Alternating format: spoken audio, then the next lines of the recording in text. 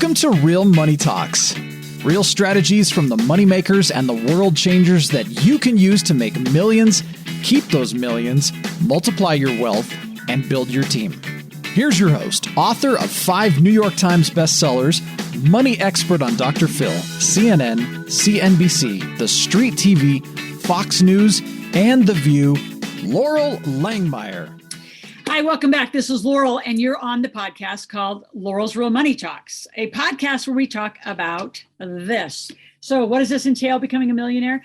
Making money, keeping money, investing money, using a team, having your foundation cleaned up, the whole thing. So anything money is what gets talked about. So I brought someone who is actually become a really good friend. She does the best massages and facials in the world. And she went from homeless in a van to now being really successful. And I wanted, number one, just to welcome you, Muriel. And I want you to tell your story a little bit as I'm going to say, what do I want to call it? I want you to be like leading a torch for the people out there that say they can't do it and have like, they're in a really rough spot and they don't think they can do it. So I want to speak to them because at any place in your life, if you're serious about being successful, you could do it. So welcome to our podcast. Thank you, Loral, so much for having me. I'm so excited for this. This is by far more than I could ever ask for in that this journey has brought me. So what got me to being your massage therapist essentially is in 2017, I was heartbroken. I could not, literally heartbroken, and couldn't show up to get a job to do massage because I was heartbroken.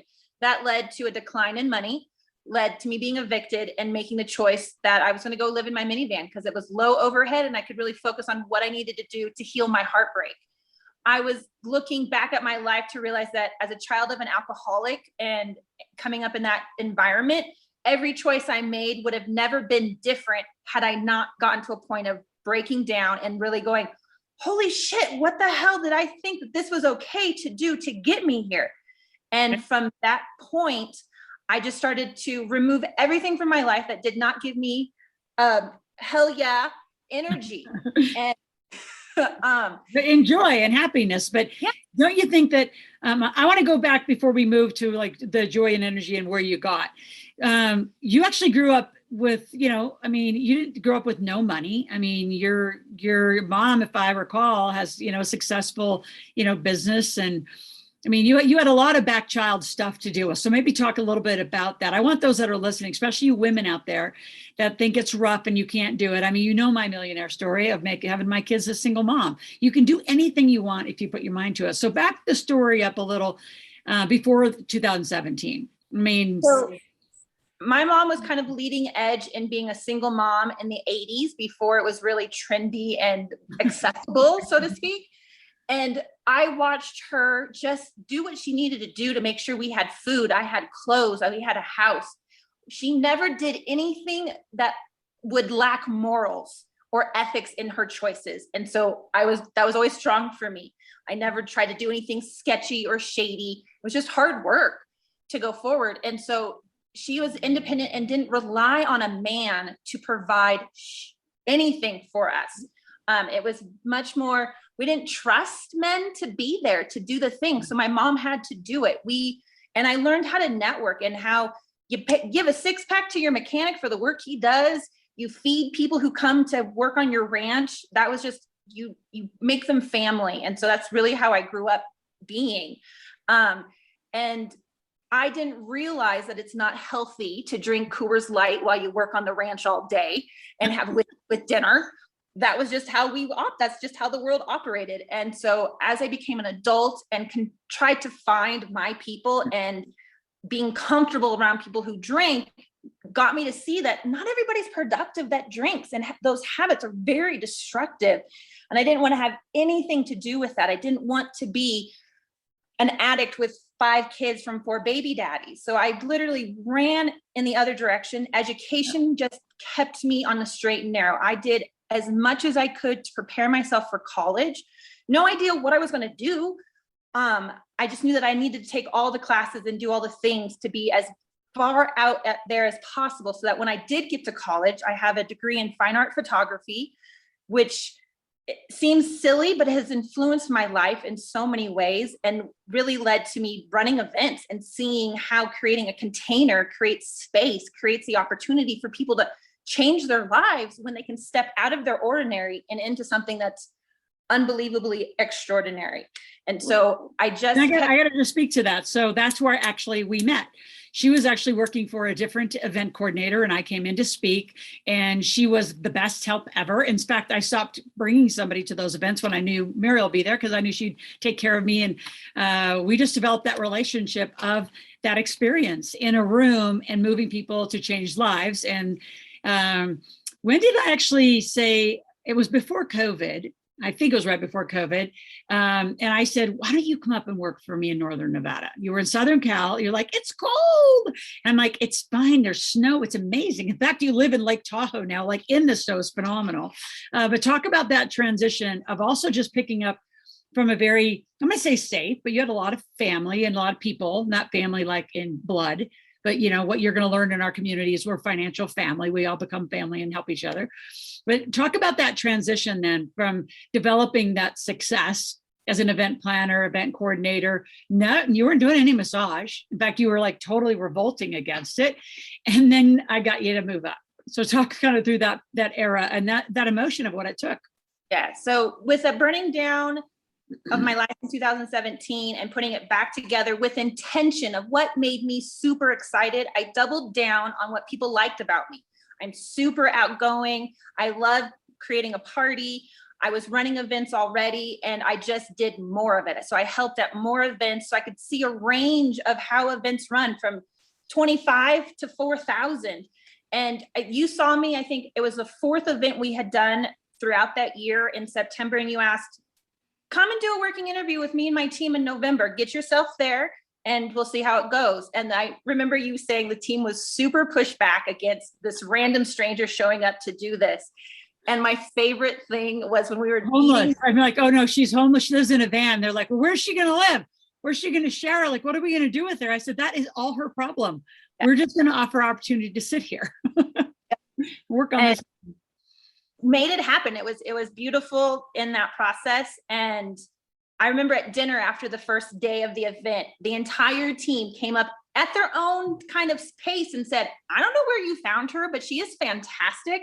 If she's going to be running the events from now on, I will continue to do more events with you. And I was like, yay.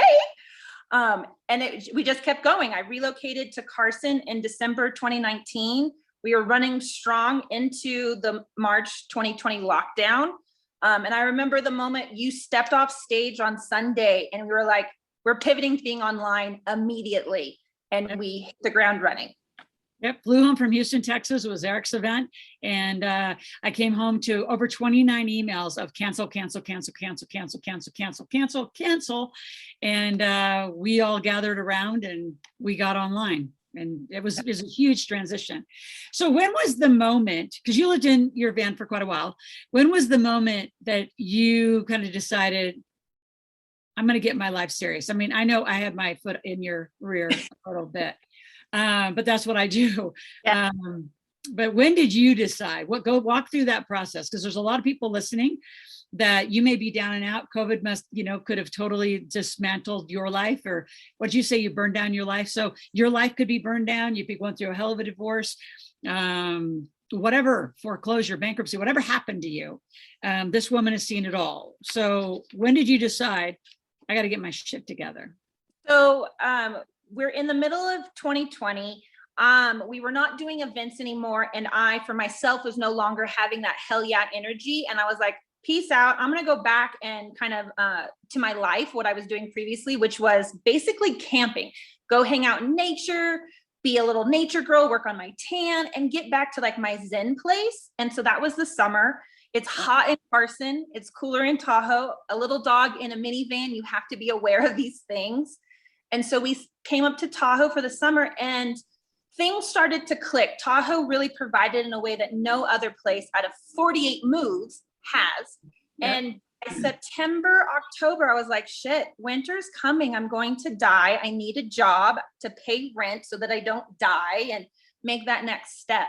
And being a massage therapist for 20 years, it was an easy thing for me to go back, get a Friday, Saturday, Sunday job at a hotel who I knew was going to be booked solid and start making that money rolling. And in the process of not having any money and being heartbroken and hurt and all of that and struggling to connect with money, like it was maddening.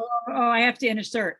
So when I paid her, when she moved up here in 2019, she didn't have so let's just talk about tearing down your life. No bank account, outdated driver's license, no driver's license, passport, credit, like you couldn't get further from a repair that needed to happen, like the whole thing. And I just remember telling you, it's just going to have to grit it.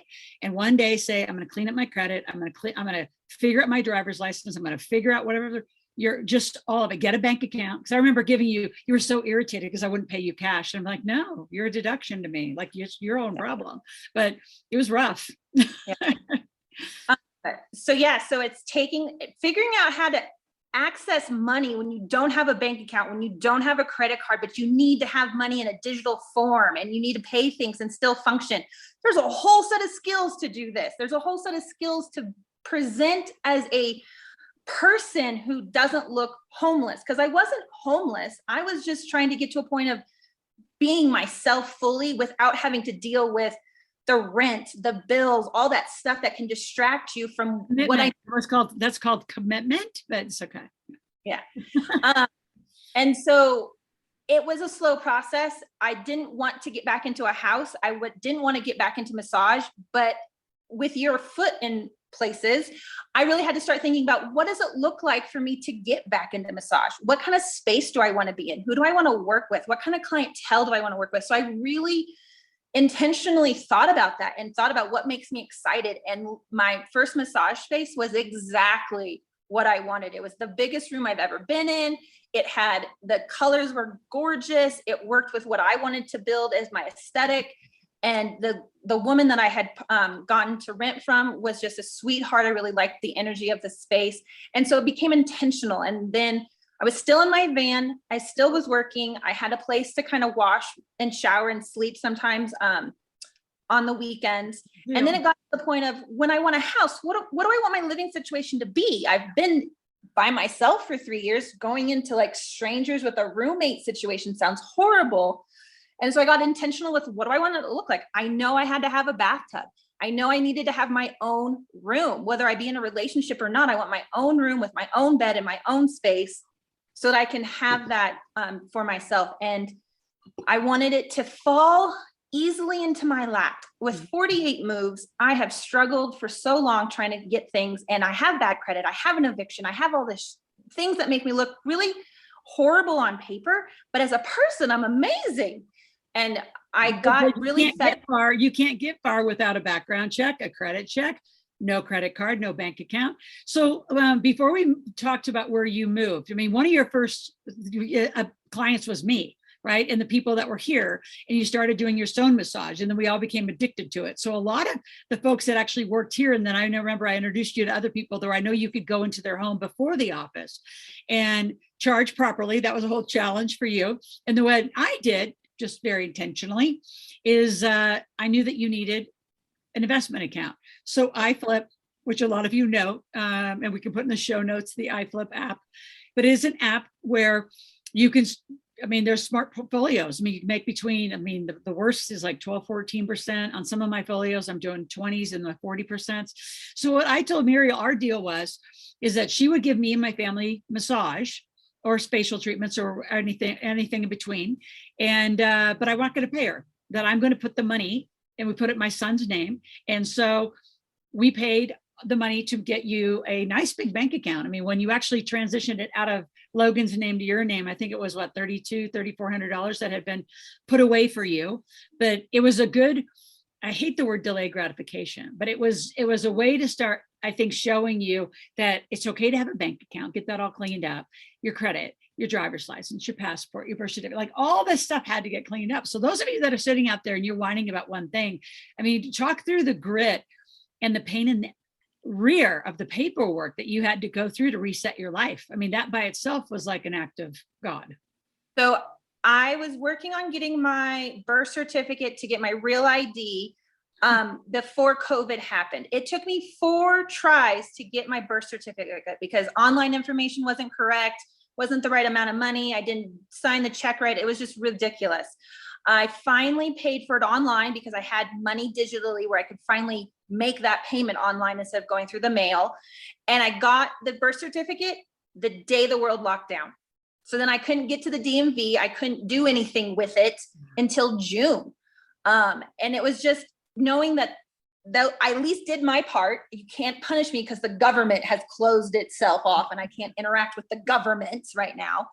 And I laid low and tried to be aware of where I parked, where I put myself, what I did with my time so that I didn't attract attention that I didn't need to make my life even worse. And just kept going with it. I hate paperwork, which is why part of burning down my life. But getting to a point where you're like, okay, I need this step to get to that step because I have this bigger thing I want to do. When we started working together, me doing massage, I didn't need the money because I was already working for you doing events. So paying me in the investment account was like, sure, that's fine. That's whatever. When I walked away from working with you and we're in the middle of COVID and money is hard to make and I had to go and do massages for you, it hurt a little bit to not get paid. But I knew that it was going to work out I needed that money for longer term things because there was no other way I was going to do it because I was going to rationalize that I needed the cash for gas or food or whatever. So the force of having someone take my money and do it for me helped. And I figured out a way to make the cash I needed without depending upon our interaction, what we had arranged. And that worked. I look back on that summer and go, how did I float through? I made it. My cell phone never got turned off. I never had any major things happen. I was able to keep making things happen and never asked for money. My dad has never given me any money for anything I've done because I refuse to need something. He does what fathers do and helps where he can. But it was really about, I'm making this happen on my terms for myself. So no one has an opinion about what I'm doing. Yeah. So just to put some perspective for those of you that are out there and you're thinking, and even if you are successful, I have 2 doctors I just met and their credit's horrible. They don't have a driver's license because they haven't even figured out their child support in a minute. Their entities are completely blown up. Like, I don't care what level you are, but this foundation that we're talking about, at least from my perspective, is what I just want to recognize. From getting the banks done right, the credit done right, like all your ID. I know there's a lot of people that are listening, you want to go off the grid. You go off the grid, you also you make a very big decision to not be able to participate in a lot of things, from buying properties to buying, like I'm about to buy a bunch of mineral rights and water rights. Like you don't get to do those and play both games. So we encourage you to be completely on the grid, completely legal, but take advantage of the entities, which by the way, she's incorporated. And we're going to talk about that. Like you're actually running a legal business with legal business licenses. Like all of that is set. You've qualified for your own new space. So let's go talk about fast forward. So any of you that ever come to Lake Tahoe, I'm gonna let you totally mark it because she's got a cool new space all to herself, a house that she shares with one other person and is on her way. I'm gonna claim that you're gonna make 6 figures this year. And that'll be a huge turning point for you. Yeah, be huge. That is why I have this space, is so that I can provide not only my services, but products that I believe in, that I stand behind, that I will offer to my clients, so I don't have to send them out to someone else, third party, that they might not even go to, so that I can get back into running events and providing information and the opportunity to gather people to create magic that happens. And it's been amazing. If you want really, really good hot stone massage, if you've never had one, or cupping, or all sorts of those things. Again, the other thing that you do, and I do it, I mean, it's why I think we resonate, is we just say yes and figure it out. So if you wanted to add another modality, I mean, facial treatments, I am a little older than most people think because you were constantly using the products that Muriel's talking about. So this isn't just an infomercial for all of you, but if you do go to Tahoe, I mean, how do they reach you, by the way? Let's put that out there. My Instagram right now, the easiest is Muriel M. Buckner. That is my name to find me. Circle Light Ventures will be the business name. that I will have on the wall. I'm in a very busy plaza with an amazing brewery and restaurant in the same parking lot, which is a fantastic, I happen to already massage the owner of that business previously to even moving here. It was just I got a call, hey, she needs a massage. I got it, I'm coming, let's make that happen. And so your yes book and saying yes and figuring it out, I didn't realize I was doing that. That's what got me to you. I was, as we talk about this event, I started listening to Rich Dad Poor Dad in 2013 in my car because I was tired of the radio. And so much of it resonated with me. And I was doing so much already of saying yes and stepping out of my comfort zone and finding people who were similar. And I had to burn down my life in order to be able to do what I was doing, to have the opportunity to meet you and step into your room.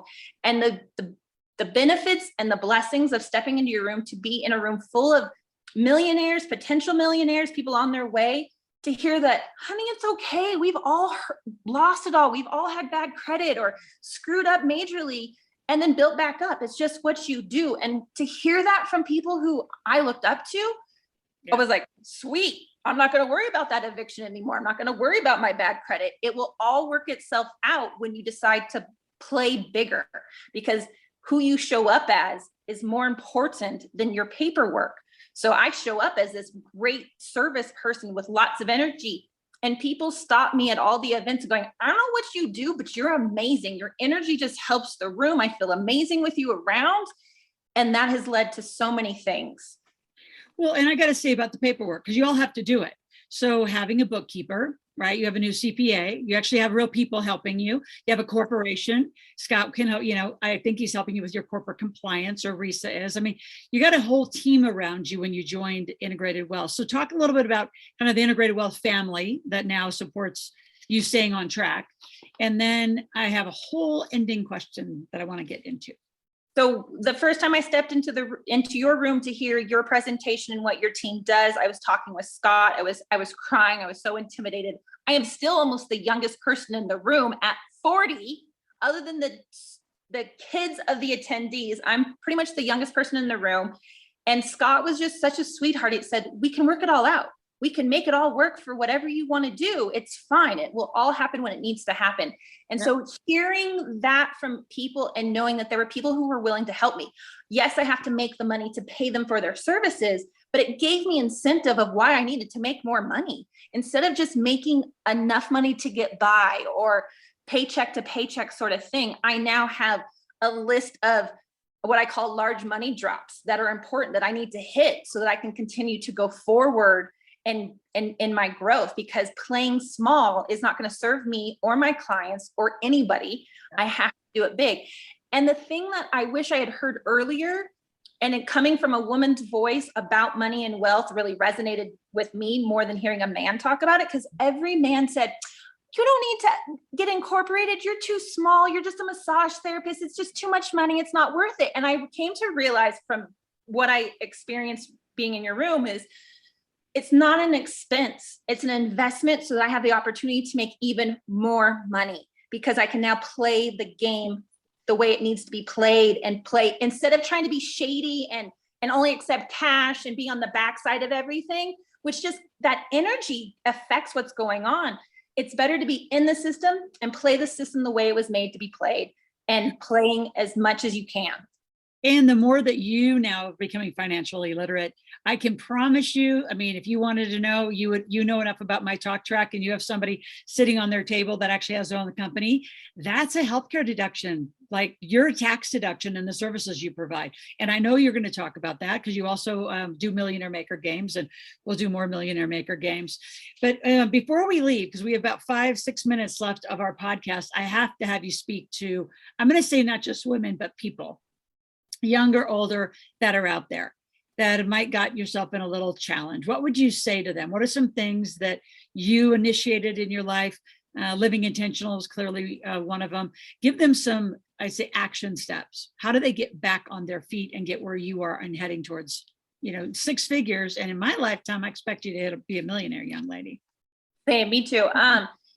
instead of holding on to your story of your pain, your trauma, your victimhood, whatever shit happened to you, instead of holding on to it and constantly talking about it and like reliving it experience, say thank you and look for the lessons. How did you grow?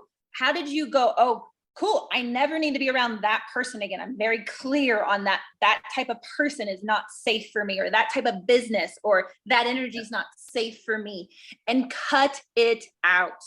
And it's going to be lonely when you cut out the people that you know, or the family that you know, but they're not supportive, or they don't speak highly and positively into you. Cut it all out, and then make a list of what makes you say, hell yeah. And I'm trying to reframe on my language, but I would be more like, yeah, kind of thing, because that's going to carry forward and keep you excited to go. So what is that?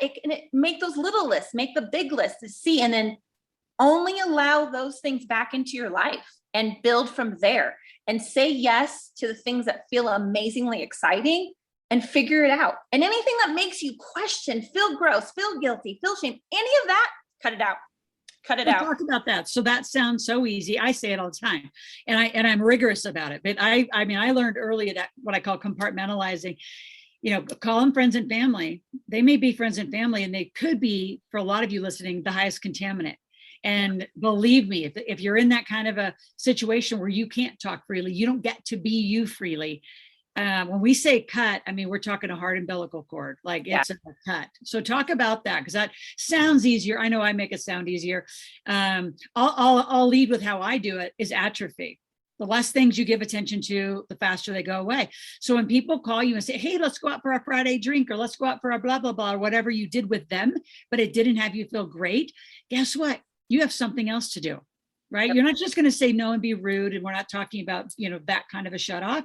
We're talking about you're just not available because you're focused. You've turned this way and said, I'm going to go do these things that I feel great about. And don't include them. It's not about collaborating. It's not about bringing them along. This is fixing you right now. So it's about being the example, being the change, and being the example you want to be, so that they're either going to see you change and be like, oh my God, that is rad. What are you doing? I want some of that too. Or like, oh my God, who do you think you are making these changes and growth? Cut it out. Just, they'll go away because they'll be so uncomfortable seeing your growth and your glow, so to speak, that they'll be burned off. And it will become easier and easier to say no to activities. Once in a while, it's okay to go and enjoy that time and that place, but don't continue to feed it every weekend or all the time. I'm very selective with my time. Even my family knows I don't do holidays unless I want to, and it works with my schedule. And you are not allowed to guilt me or shame me about that. And when I go hang out with them, we don't talk about my business. We don't talk about what's doing. We just talk about the kids and kind of like the basic stuff, but I can only give them a little bit of time because I miss the work, miss being focused on doing my stuff. My Saturday night, Friday night is my facial night and my baths and watching my shows. And Saturday night, I like working on my marketing. I like working on my business and seeing what opportunities I have to fill in the next week and the following week. So that Sunday comes around, I'm doing my chores, my stuff is getting ready, my calendar is full. So I know Monday morning, I'm awake with my own schedule and my own motivation, not someone else is telling me, you need to be here at 9 o'clock to do this. I decide when I have my clients, and I'm so excited to see my clients that it's not a problem for me to get up at 8 in the morning to go see them and do that. So you really have to focus on what makes you the happiest. Yeah. And if those people who don't make you happy don't need to be in your life. Someone said, not everybody deserves your cookie. And that could be whatever kind of cookie you want to offer. Not everybody needs to eat your cookie. That's true. And you get to choose that. And it took me a really long time to understand that outside validation that I was seeking was trying to heal my inner child and all the trauma and all the shit I had by seeking validation outside of me for someone else to tell me, hey, I see you, you're doing good job. And to get to the other side of knowing I'm doing good for myself. You don't see that. I'm sorry, you don't see me, but I am doing good. Well, and I think that is live their life on recognition and having their little head patted, they did a good job, versus you are doing good. that transition of maturity is something I would challenge a lot of you that are listening to strive for. Because when you have it, you have the confidence, the evidence, meaning your bank accounts are filling up, your balance sheet's showing up, and it's changing lives. So Muriel, it's been great to be with you again. One more time, where do they find you on Instagram? Instagram is Circle Light and Muriel M. Buckner. Either one of those will find me. Circle Light Massage is my business. Circle Light Ventures will be the larger name because we're going to be hula hooping, we're going to be massaging, and we're setting goals and making things happen. Awesome. Thank you. Congratulations. Keep up the great work. And those of you out there, if you ever head to Lake Tahoe, go check her out. She's amazing. Only, it's like around my appointments. But seriously, those of you, I wanted to do this because she has made such great strides. And there's so many of you that just choose to suffer and stay down, and you don't have to. So thanks for being here. And those of you out watching, take a next step, do something. I do a call once a month. It's called Ask Loral. Go to askloral.com, ASKLORAL, ask any question, make a request. We have someone out there every day answering and following up. I also do every 3 weeks, a millionaire intensive. So you'll learn more about that on the Ask Loral site. Head over to askloral.com. We'll be back next week with the next podcast. Thank you. Thank you.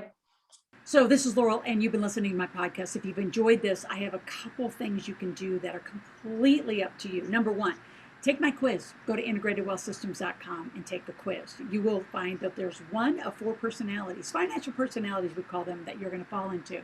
So as you take the quiz, it'll actually go through and identify, are you, in stagnant cash flow, right? Are you overpaying taxes? Do you have debt issues? Are you a lifestyle junkie? Where are you?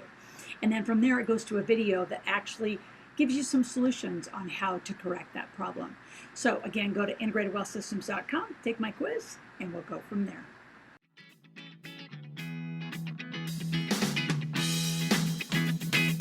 Thanks for listening to the Real Money Talks podcast. Your host has been Loral Langemeier, author of 5 New York Times bestsellers, money expert on Dr. Phil, CNN, CNBC, The Street TV, Fox News, and The View. Want to learn more about off-Wall Street investing, tax strategies, and multi-million-dollar business strategies? Visit liveoutloud.com/podcast for past episodes, show notes, and resources. For some special wealth-building gifts only for Loral's podcast listeners, visit liveoutloud.com/podcast gifts. Do you have a burning question for Loral? Visit askloral.com to submit your question, and it may just be covered on a podcast episode. So stay tuned and be sure to subscribe to get new episodes every week.